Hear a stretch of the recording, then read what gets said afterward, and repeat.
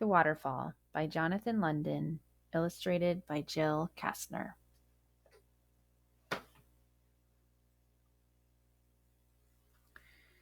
It was the middle of July when we drove way up into the mountains and backpacked up a creek.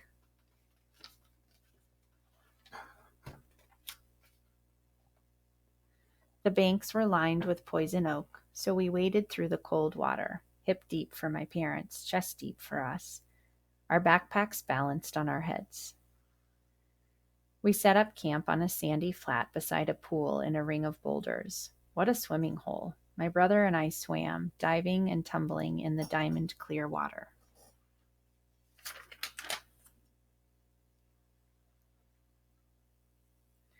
We hiked farther upstream against little rapids, picking our way among slippery boulders. Suddenly we heard a roaring sound, and as we came around a bend, we saw what was causing it.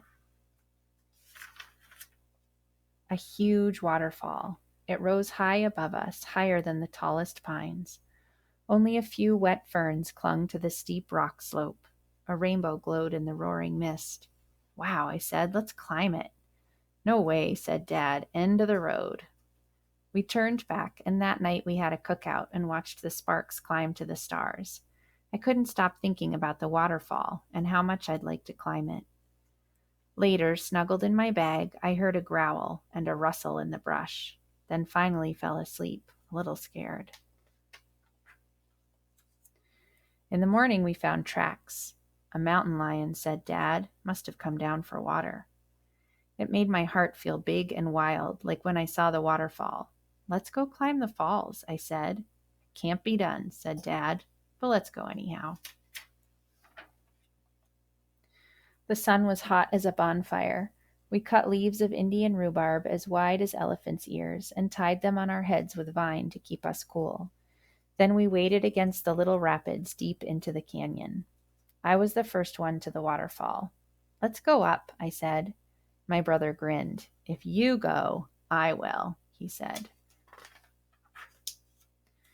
I scouted away alongside the falls, and then we climbed like mountain goats. Mom hollered, "Be careful," as if we wouldn't, and we inched our way up and up, the tips of our toes gripping thin ledges, our fingers finding cracks. Sometimes rocks pulled out, but we clung like glue. We had to. The waterfall roared by our ears into a great, rumbling, boiling cauldron far below. "I'm scared," said my brother. I said, "Just don't look down." Near the top, a scrawny river willow poked out of the rock. It was just the grip we needed to pull ourselves up, and over the edge. When we stood at the top, we slapped 5 and shouted down, "Hey, Mom, Dad, it's like a whole other world up here. Come on up. You can do it." And I did a little dance. Mom looked at Dad. Dad looked at Mom. Then Mom started climbing, and Dad followed. I couldn't believe my eyes.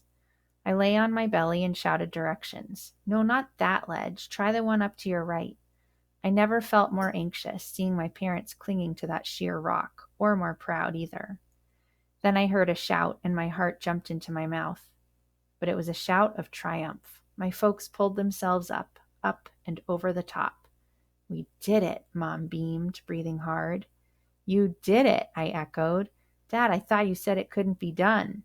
"It can't," he said, grinning like a grizzly bear. Then all together we continued upstream. "Look," I shouted. A big piece of driftwood was wedged between boulders. It looks just like a dancer. It was river smooth, polished by water. It looked like a boy whirling around in joy. "Can we take it home?" I asked, as a kind of souvenir. "If you can carry it," said Dad, "you can keep it." It was about the hardest thing I ever did, but I lugged that heavy driftwood back out. And now it stands in our yard. Some people think it's a sculpture. We just call it the dancer. Whenever I look at it, it reminds me of the waterfall and makes my heart feel big and wild.